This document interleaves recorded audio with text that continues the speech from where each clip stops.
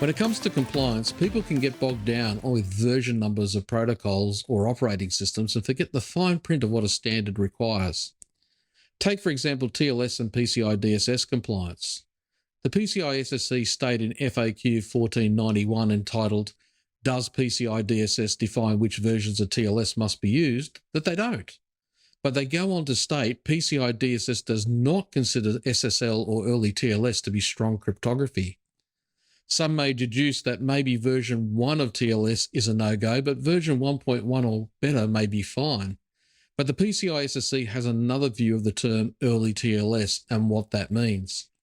In the same FAQ and the information supplement entitled Use of SSL, Early TLS and the Impact on ASV Scans dated June 2018, both of them basically state that the term early TLS does not refer to a specific version of the protocol, but rather it encompasses any version or implementation of TLS that is vulnerable to a known exploit.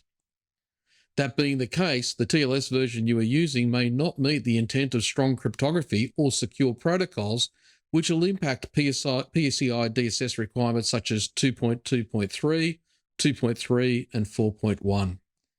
Early TLS cannot be used as a security control to meet these or any other PCI DSS requirements. So how will this impact ASV scans? Early TLS contains a number of vulnerabilities with a score 4.0 or higher in the CVSS.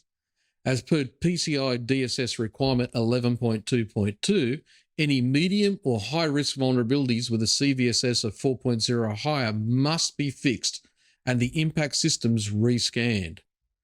The ASV program guide requires that a component be marked as an automatic failure by the ASV if the component supports early versions of TLS.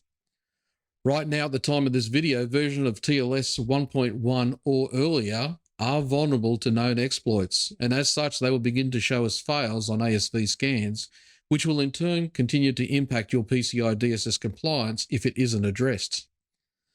The PCI SSC information supplement goes on to remind customers using early TLS for purposes other than security controls for PCI DSS, or that have implemented additional controls to mitigate the risk of the vulnerabilities associated with using early TLS, that they may follow the managing false positives or other disputes or addressing vulnerabilities with compensating controls processes as applicable.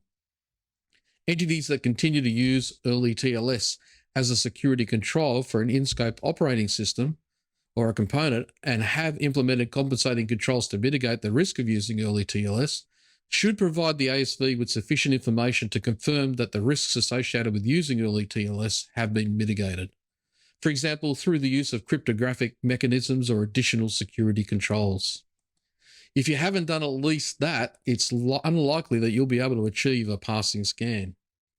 Talk to your QSA about compensating controls before committing to them if you plan to continue with an early version of TLS, because in some instances, you might find the latest version a simpler option to move to.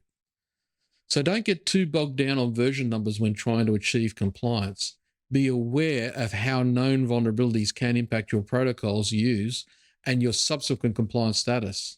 Consider it a risk to your business and your market reputation. Once again, if you have any questions you want answered, please feel free to post a comment or get in touch with us, and we'll try and make it a subject of a later episode. Thanks for watching.